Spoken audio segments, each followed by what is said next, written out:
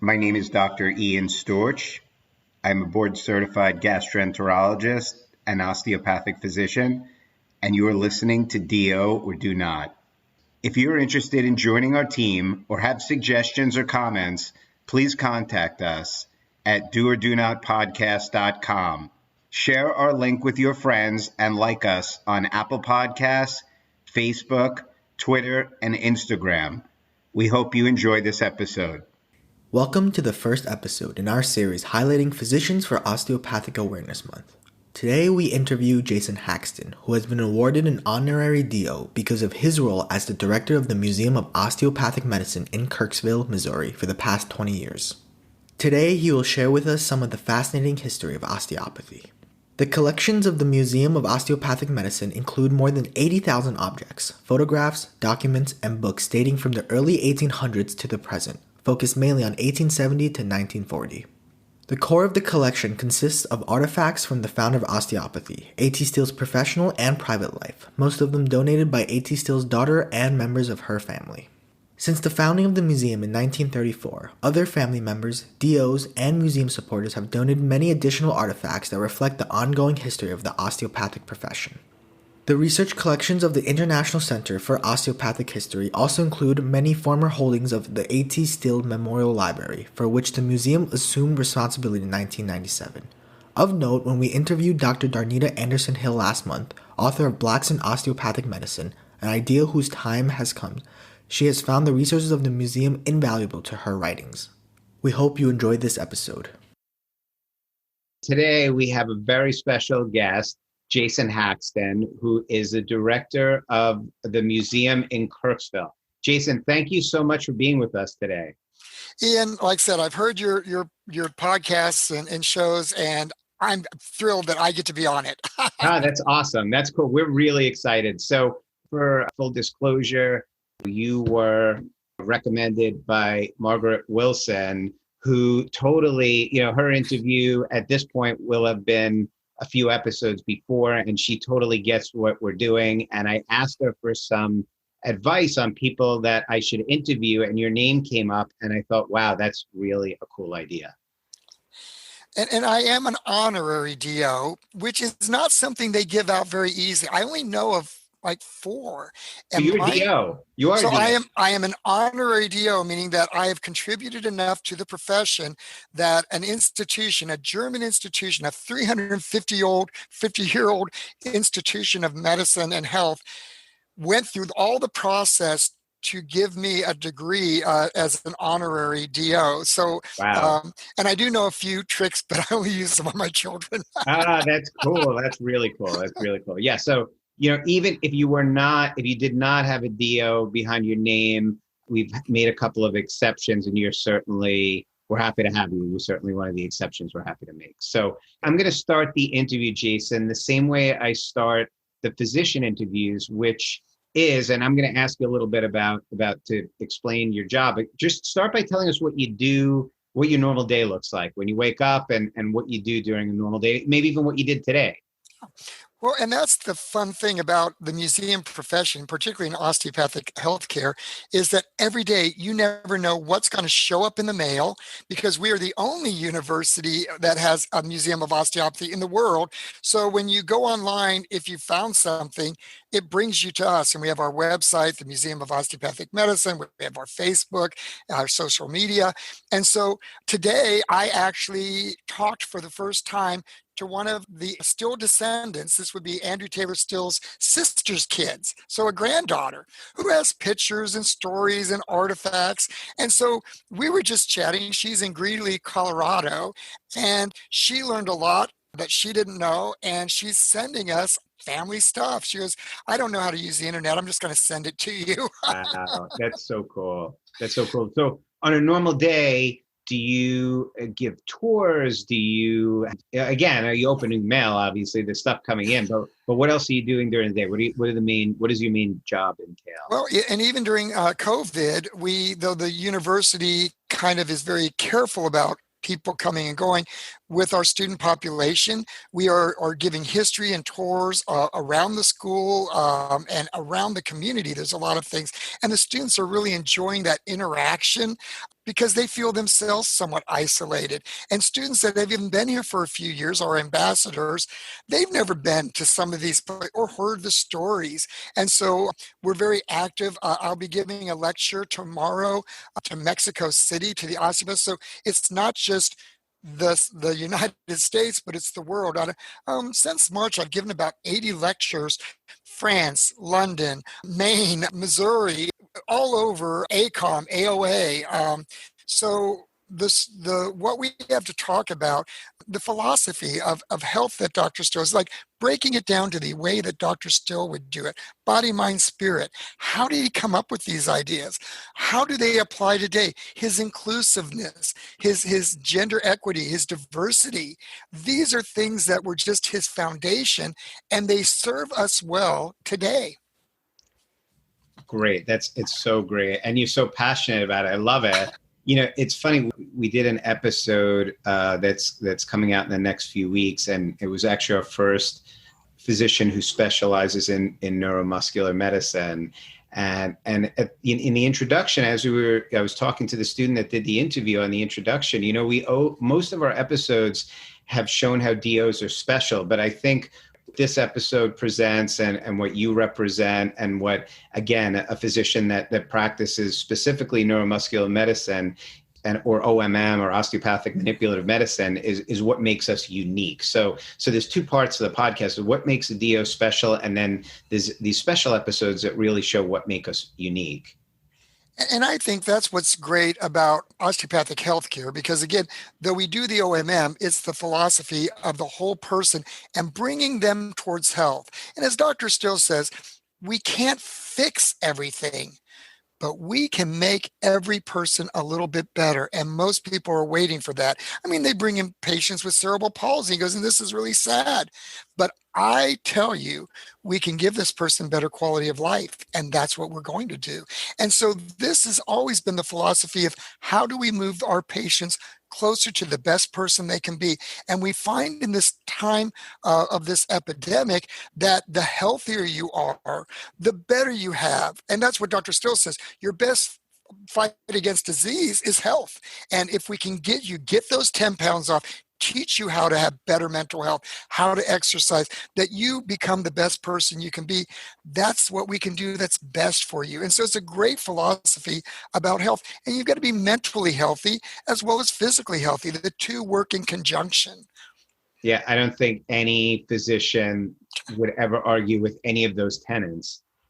Jason, let me start by asking you, or let's talk a little bit about how the heck did you get here? Like, how did you end up now? And I apologize, the name of the museum, can you just tell us? Just the Museum of Osteopathic Medicine, Mom. The Museum of Osteopathic Medicine, and you were the director. You're the big kahuna. And I'll tell you, I don't know if this is a good analogy or a silly analogy, but I was thinking about the fact that I was going to meet with you. I was watching Doctor Strange, which is like a Marvel movie, and there's a character in Doctor Strange in the movie. His name is Wong, and he's like the keeper of the library, right? He's like the keeper of the secrets. And I feel like that's you. Like, you're like the Wong of osteopathy, right? You keep the museum and the secrets. So tell us, how did you get here? Like, how did you end up in this position? Right. How am I here 20 years later and probably what people consider the best authority? When you can visit with a family member who calls you and you know more about their family than they do, right. You've done your job. Absolutely. But the thing about it is it was never my real plan to go into osteopathy. I mean, I have a background in commercial art. I have a counseling degree, which really helps in the mind-spirit aspect. So I really get what Dr. Still's talking, because I'm trained in that area of health.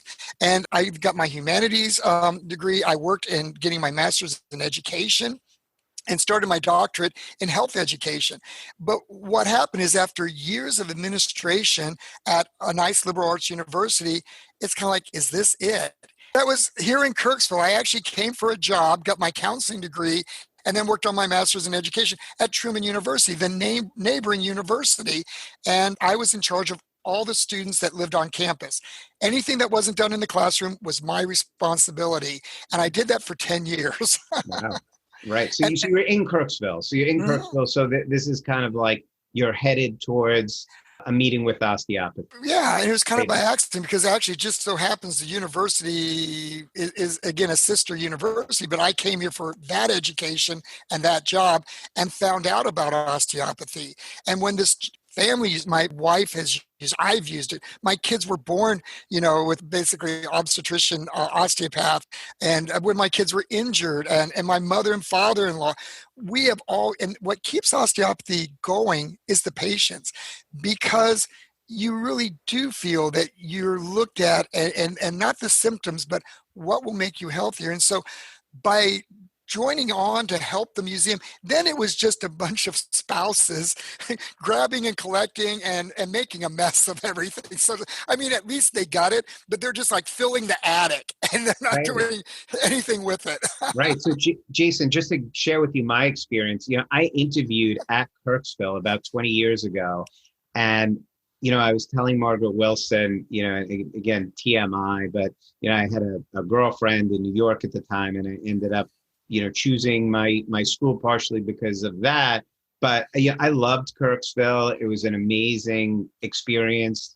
And I remember specifically, there was not a museum there really. There was, I remember going, there were a couple of houses, right? There was like the school. We're going to talk a little bit about what's there, but there were some artifacts. I remember touching AT Still staff and seeing the school, the original school. So tell me, did you apply for this job? Did someone call you and say, listen, we need somebody to do this? And then how did it grow? Well, and that's the thing. The museum started in 1934 by the daughter. Blanche, loved father, and AT Still was amazing. So she set up two little cabinets, little curios of familiar possessions, his boots and a couple papers and, something. And that was it. And from that little start, we've grown to 100,000 artifacts from around the world, the collections of all the great osteopaths that have ever, whether it be Cranial and Sutherland or Core, and working with basically the parasympathetics. And so everything, people Fryman and Crane, everything has come to us. And so when I came here, it really was kind of like a mess. And we started hiring professional museum people. We started moving toward what we call accreditation, the highest standards. And so we started that in 1997 with an evaluation. And they basically said, yeah, start over. So we did. And in 2011, we had what we called a revisit of our thing. And they go, what have you done in 13 years? Like, my gosh, right. This isn't even the same institution. It's like, yeah, we've been working towards this. And today we are now putting in for the highest standards of museum. These are things that you would look for the Chicago Art Institute or the great St. Louis Botanical Gardens or things. We are at that level to apply for accreditation. And so that is actually another thing I was working on today, was working with a sister museum to get a letter of recommendation so we can start this process that we've been on this journey. But again, we started off with just a couple cabinets, and we are a collection that's used for research, genealogy, the COVID epidemic. We've gone back to 1918, and a lot of the things that they're using now, the prone position and things to open up the lungs, these are osteopathic kind of things that were done 100 years ago, the last time we had this round, the way that we treat people. And so that's why I've been giving a lot of lectures about what did we do then. And, a lot of the things we're doing now, they were doing this, and we had all the materials and images. And so, again, every day something new comes in, and we have moved to the level that I have an assistant director that worked at the state with 81 different sites, and now she just has one, and she does it great. Our registrar, trained professional, our research person, our person who does the exhibits. So I have to say, the school is consistently, AT Still University, which began as the American School of Osteopathy, has put the money into saving our, if you're an osteopath, you can come back to the one person and everything comes, your pedigree, you can trace back to Dr. Still in some way because it begins with one person. It's kind of like Christianity. There's Jesus and then there's everything after that. Yeah, but there's, in Christianity, not a lot before that. Well, in osteopathy, AT Still started something, and obviously it works because 25% of all family physicians are DOs and 58 schools from one man. Today, it's crazy, but it's the patient. It's what people feel they get. It's the way they like this kind of treatment. And we like to serve the rural, underserved family physician, but we're surgeons and we're psychiatrists and we're all the other things. But we do family medicine really, really good. It's amazing, Jason.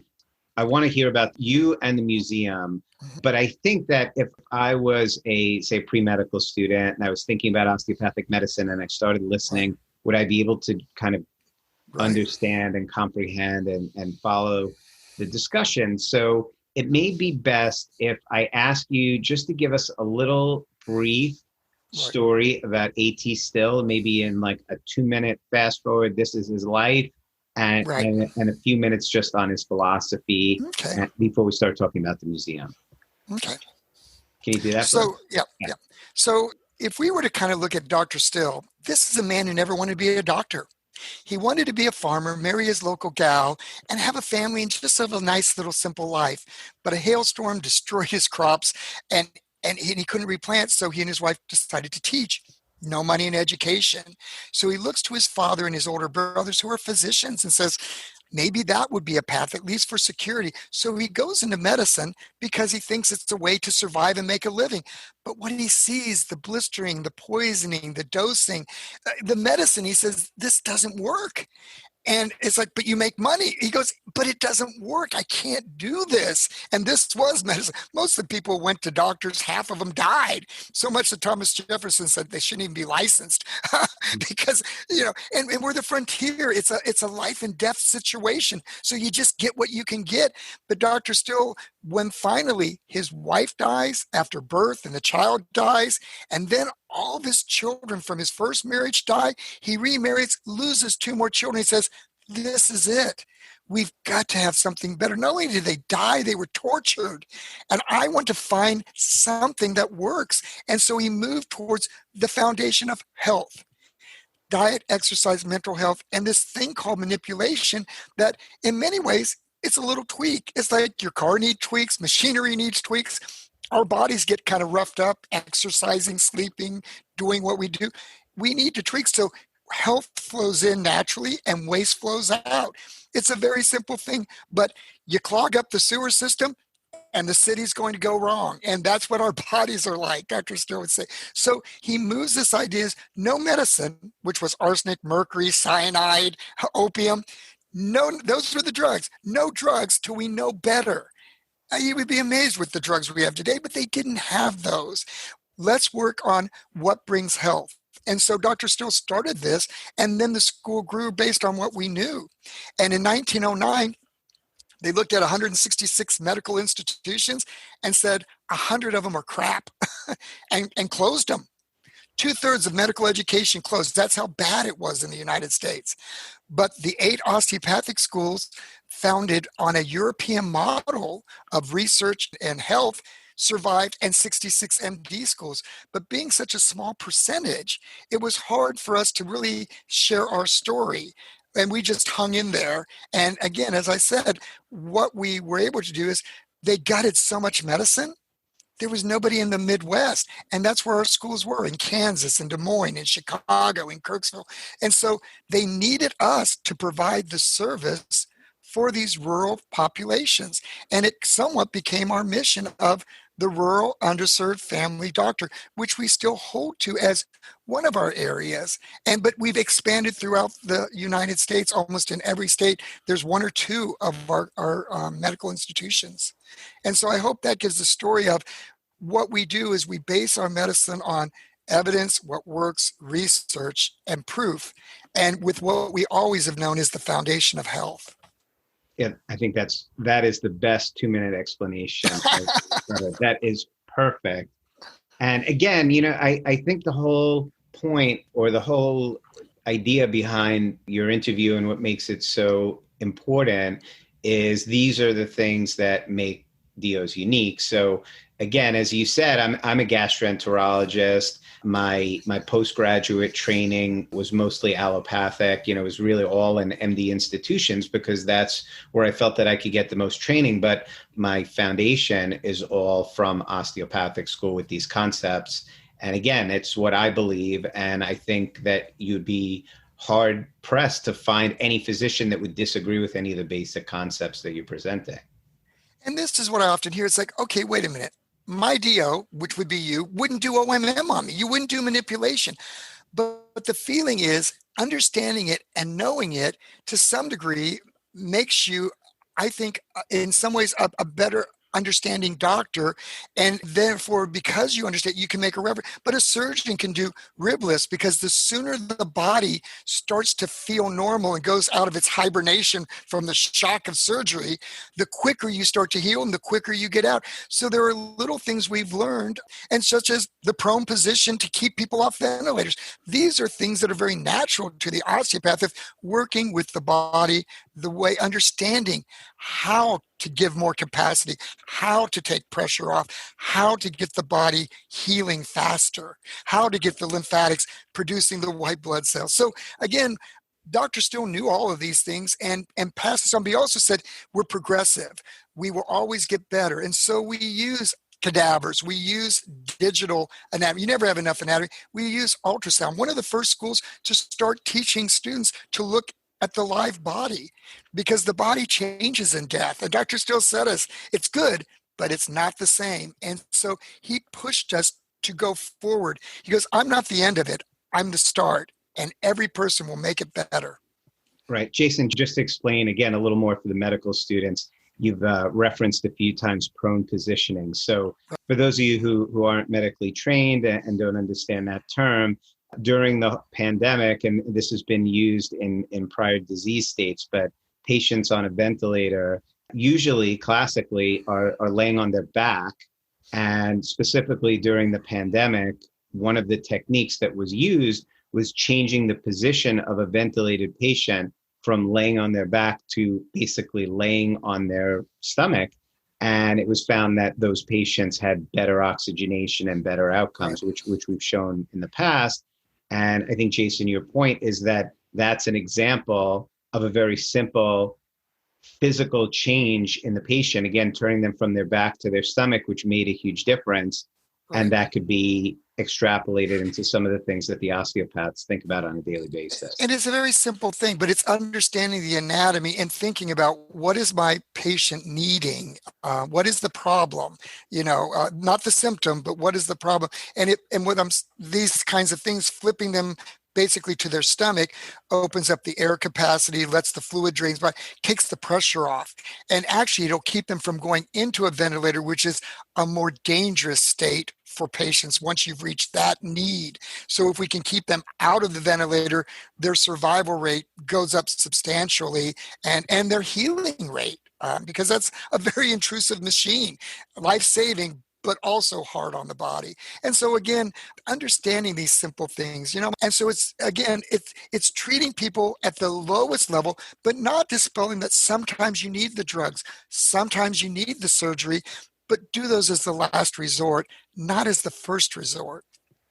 Right. And again, my last comment going back to the prone positioning, as you stated, is, no MD or physician taking care of COVID patients during the peak of the pandemic would have given any second thought to the fact that we needed to turn the patients on their stomach and give them steroids.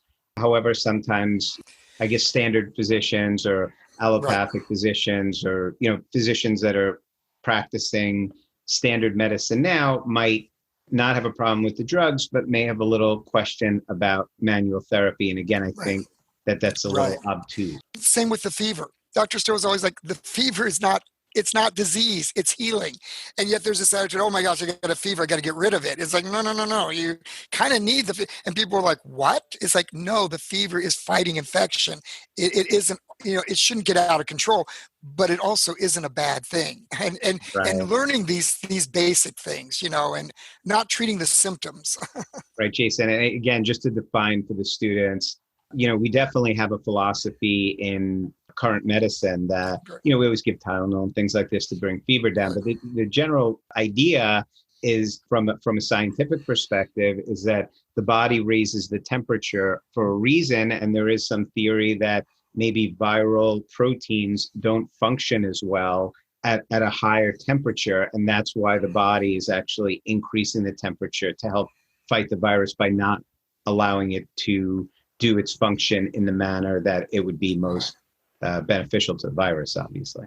Jason, we're going to shift gears a little bit, and maybe, I hate to use the term virtual tour, but obviously we're not going to show everyone the museum, but would you go maybe section by section through what the museum has? And, if I was coming today, let's say, which obviously travel would be a little restrictive, but let's say, right, would take us on a little virtual tour of the museum. Can you do that for us?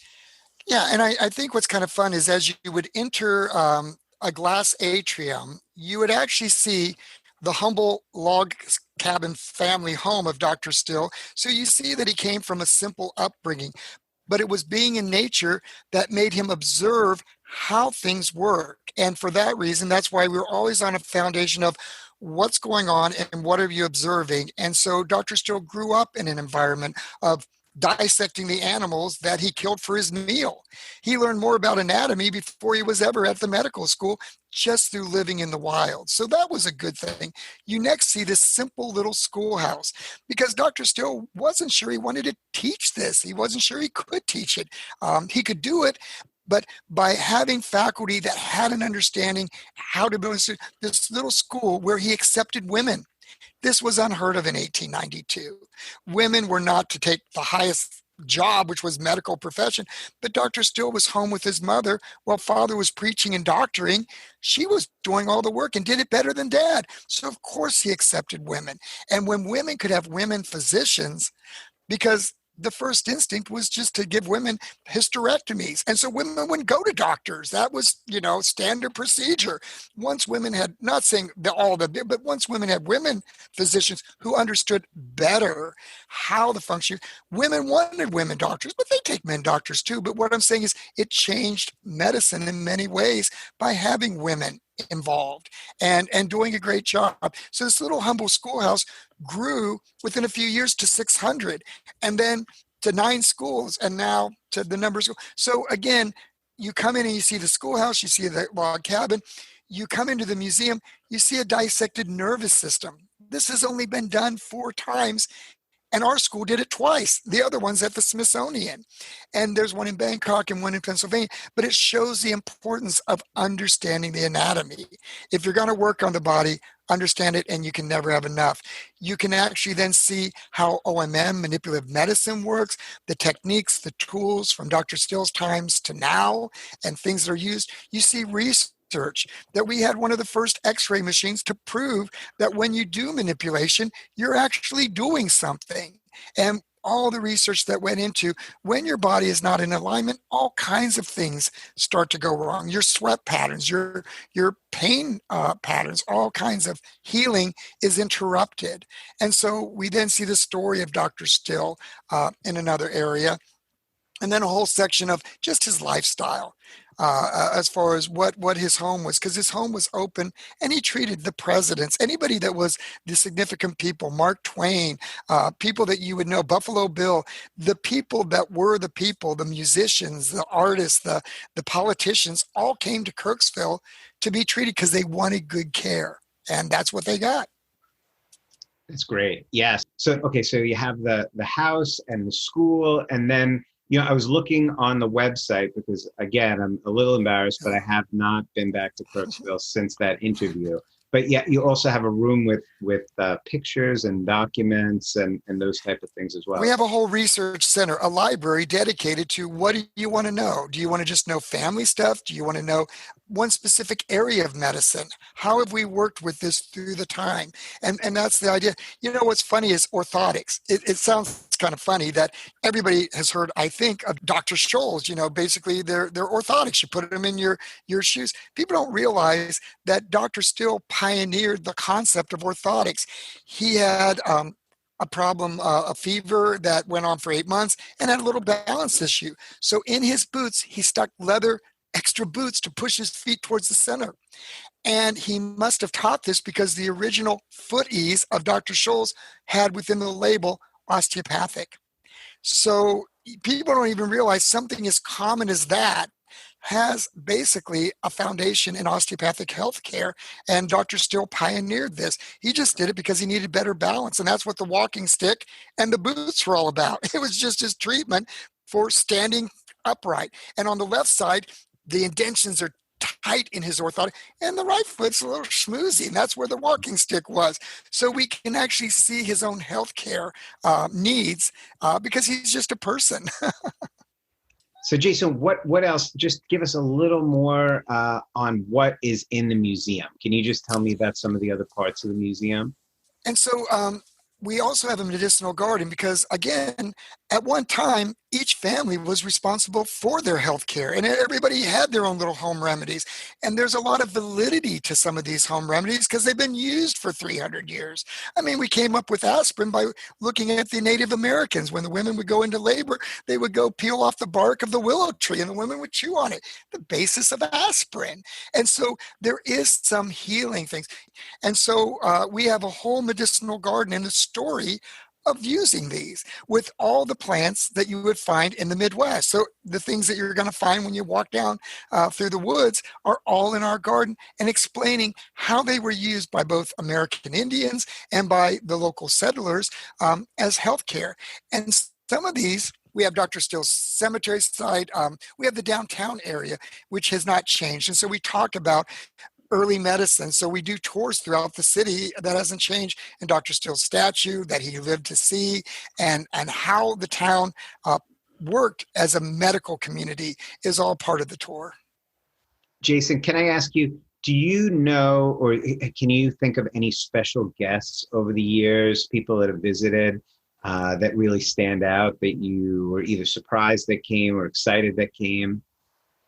Well, what you might not expect is, again, if you look on a map of where Kirksville, it is one of the hardest places, I think, in the United States to get to. And we daily and weekly have guests from Russia, Germany, even during the COVID, when they can get here or are here. This weekend, we will have a German osteopath and an American osteopath that have married, and they practice up in Massachusetts. They're coming through, and we'll do a kind of an exterior tour and work with that. Everett Koop, health surgeon of the United States, was here. People come every day from all over the world to our museum. We serve about 8,000 visitors, which might not seem like a crazy number, but then we see basically 40, 50,000 in other terms through websites and lectures and things like that, just on an annual basis.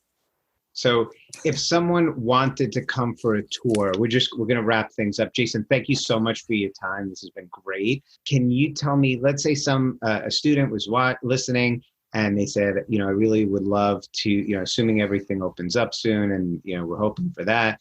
Would they email? Would they call the school? How would they go about setting up a tour? And that's the idea. We're giving tours right now of the students to just kind of get them out and about and using safe distancing and all.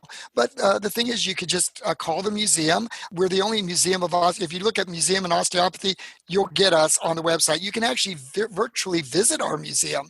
If you YouTube, just go 360 ATSU, and you can actually on your own look around, hear our story, see everything from your own phone if you want. And so again, let us know. We're happy to have guests and show you and give you the stories. And we're very proud of our rich heritage of frontier America. I should say it could have only happened in the United States for one reason. In Italy, they set up the churches, the schools in Bologna 1,000 years ago, and the Magna Carta created the politicians of England. So there was nothing, no new idea could have crept in. And in America, it was life and death, and we could do whatever. And by the time we got the standards of the Flexner Report in 1910 for quality, we had created ourselves. And then we transferred over to Europe as standard medicine. So it's an American story that couldn't have happened anywhere but on the frontier. That's a great way to wrap up. Listen, thank you so much, Jason. We really appreciate your time. And it was great talking to you. Ian, thanks for having me. And come to Kirksville. We'll give you this tour of our story. This concludes our episode of Do or Do Not. Send all inquiries, comments, suggestions, and even let us know if there's someone you want us to interview to doordonotpodcast@gmail.com. Don't forget to like us on Facebook at Do or Do Not Podcast for updates. If you enjoyed our podcast, please share it with your classmates and administration. We have plenty of more interviews lined up, and we're excited to share them with you. This is Tian Yu Shea. Thank you guys so much for listening to Do or Do Not.